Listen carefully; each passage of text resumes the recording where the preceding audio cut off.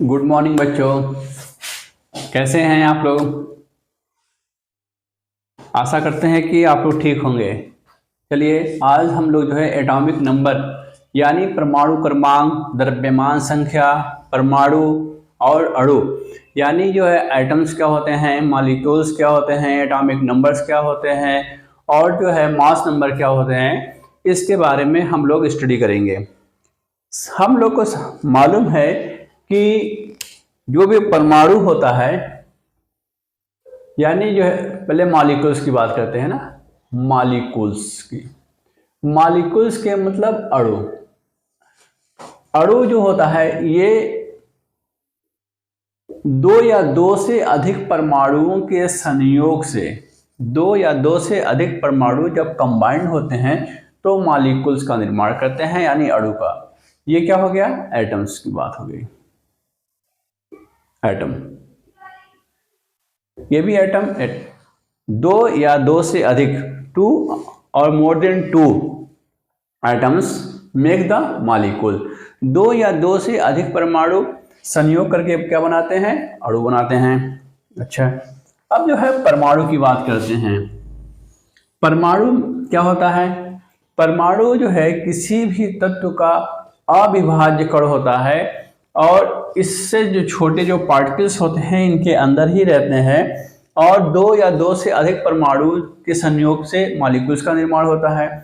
अब जो है हम लोग जो है परमाणु की बात करते हैं तो परमाणु में दो पार्ट्स होते हैं, एक तो अंदर का भाग और एक जो है बाहर का भाग। अंदर के भाग को हम लोग जो है केंद्रक कहते हैं, केंद्रक, या इसको कहते हैं न्यूक्लियस, और बाहर के भाग को हम लोग सेल यानी इसको हिंदी में कक्षा कहते हैं। केंद्रक के जो है ये जो है एटम्स हैं, ये एटम्स दो यानी जो है मोनो एटॉमिक भी पदार्थ हो सकते हैं। क्या हो सकते हैं? मोनो एटॉमिक यानी अगर कोई ऐसा पदार्थ में जिसमें सिर्फ एक परमाणुओं के द्वारा ही उसका निर्माण हो जाता है उसको कहते हैं मोनो एटॉमिक। ठीक इसी तरीके से अगर दो परमाणु आपस में संयोग कर लेते हैं और इन दोनों परमाणु संयोग करके एक अणु का निर्माण करते हैं तो इसको कहते हैं डाई एटॉमिक। जैसे हाइड्रोजन H2 ना, इसमें क्या है? हाइड्रोजन आपस में संयोग करते हैं और H2 का निर्माण हो जाता है। इसी तरीके से हमारे पास है नाइट्रोजन। एक नाइट्रोजन दूसरे नाइट्रोजन से संयोग करता है और क्या बनाता है? N2। इसमें जो है बॉन्डिंग ट्रिपल होती है। इसके साथ साथ यानी ये डाई एटॉमिक है, ये भी क्या है? Diatomic. इसी तरीके से ऑक्सीजन भी क्या है? डाई एटॉमिक है।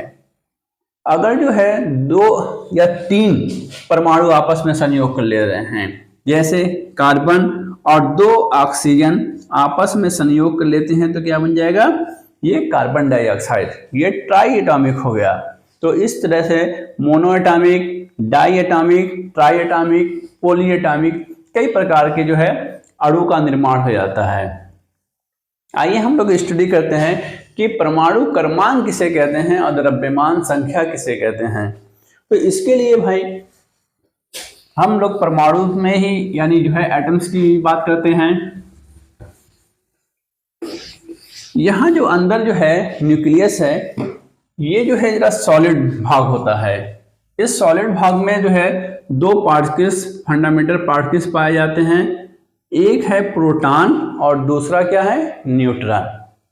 प्रोटॉन और न्यूट्रॉन। और इस सेल में क्या पाया जाता है? इलेक्ट्रॉन पाए जाते हैं।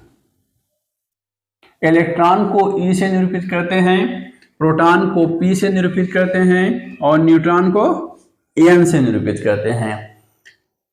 अब जो है हम लोग यहाँ पर मालूम हो गया कि न्यूक्लियस के अंदर प्रोटॉन भी होता है और क्या होता है? न्यूट्रॉन होते हैं। और सेल्स में क्या होते हैं? इलेक्ट्रॉन सर्कुलर मोशन करते रहते हैं। ठीक, आइए अब स्टडी करते हैं कि एटॉमिक नंबर किसे कहते हैं। तो एटॉमिक नंबर, परमाणु क्रमांक या एटॉमिक नंबर, किसी परमाणु के नाभिक में उपस्थित प्रोटॉनों की संख्या को हम परमाणु क्रमांक कहते हैं। किसी परमाणु के नाभिक में उपस्थित प्रोटॉनों की संख्या को क्या कहेंगे? हम परमाणु क्रमांक कहते हैं। Number of proton in nucleus is known as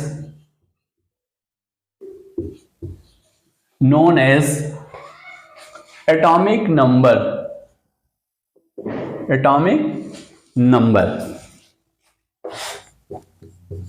इस एटॉमिक नंबर को हम लोग Z से डिफाइन करते हैं। Atomic number is defined by Z। अगर कहीं पर भी जो है एटॉमिक नंबर की बात आती है तो वहां पर क्या लिखा जाएगा? Z। ठीक है, अब ये हो गया आपका एटॉमिक नंबर। ठीक, दूसरा है एटॉमिक मास। एटॉमिक मास की बात करते हैं, द्रव्यमान संख्या भी कहते हैं इसको, द्रव्यमान संख्या हिंदी में।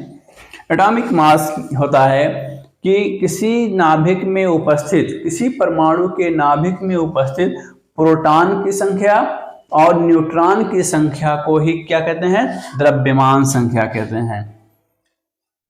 किसी परमाणु के नाभिक में उपस्थित प्रोटॉन की संख्या और न्यूट्रॉन की संख्या को क्या कहते हैं? द्रव्यमान संख्या। और इसको हम लोग कैपिटल A से डिफाइन करते हैं। द्रव्यमान संख्या, मास नंबर को किससे डिफाइन करेंगे? A से। तो A इक्वल टू हो जाएगा P plus N। A equal to क्या हो जाएगा? P plus N। अगर यहाँ पर परमाणु क्रमांक, यानी अभी हम लोगों ने देखा कि प्रोटॉन की जो संख्या है उसी को हम लोग क्या कह रहे हैं? एटॉमिक नंबर कहा जा रहा है। तो P इक्वल टू Z भी कह सकते हैं, तो हम लोग यहाँ पर Z भी रख सकते हैं। तो A इक्वल टू क्या हो सकता है? Z प्लस N भी हो सकता है। तो यहाँ पर दो फार्मूले हम लोग को आसानी से मिल गए हैं और इससे हम लोग जो है कोई भी नंबर यानी एटॉमिक नंबर निकाल सकते हैं, इलेक्ट्रॉनों की संख्या निकाल सकते हैं, प्रोटॉनों की संख्या निकाल सकते हैं, न्यूट्रॉन की संख्या निकाल सकते हैं।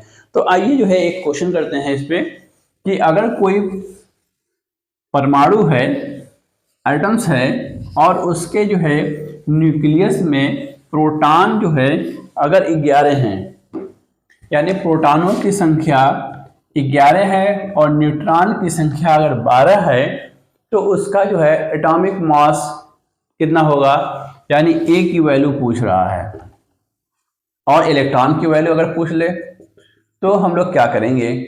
तो हम लोगों को जो फार्मूला अभी देखा गया है कि A इक्वल टू क्या होता है? P plus N। A equal to क्या होता है? P plus N। तो अब जो है A का जो है वैल्यू पूछ रहा है, तो यहाँ पर प्रोटॉन की संख्या कितनी है? 11 और न्यूट्रॉन की संख्या कितनी है? 12। दोनों को जोड़ दिया जाए तो हमको मालूम हो जाएगा यहाँ का 23। अब इलेक्ट्रॉन की बात करता है तो इलेक्ट्रॉन कितने होंगे भाई? कह रहा है कि जितना जो है किसी भी परमाणु के नाभिक में जितना प्रोटॉन होता है, सेल्स में उतने ही इलेक्ट्रॉन पाए जाते हैं। तो यहाँ पर प्रोटॉनों की संख्या कितनी है? 11 है। तो इलेक्ट्रॉन की संख्या कितनी हो जाएगी? वो भी क्या हो जाएगी? P equal to E equal to 11। ये जो है सिंपल सा जो है क्वेश्चन। इसी तरीके से इसमें क्वेश्चन आते रहते हैं सिंपल सा, और इससे जो है हम लोग कोई भी एटॉमिक नंबर, मास नंबर, इलेक्ट्रॉनों की संख्या, प्रोटॉन की संख्या, न्यूट्रॉन की संख्या हम लोग निकाल सकते हैं। और अगले जो है क्लास में और भी इसके ऊपर जो है एक्सप्लेन किया जाएगा। तब तक के लिए थैंक यू वेरी मच।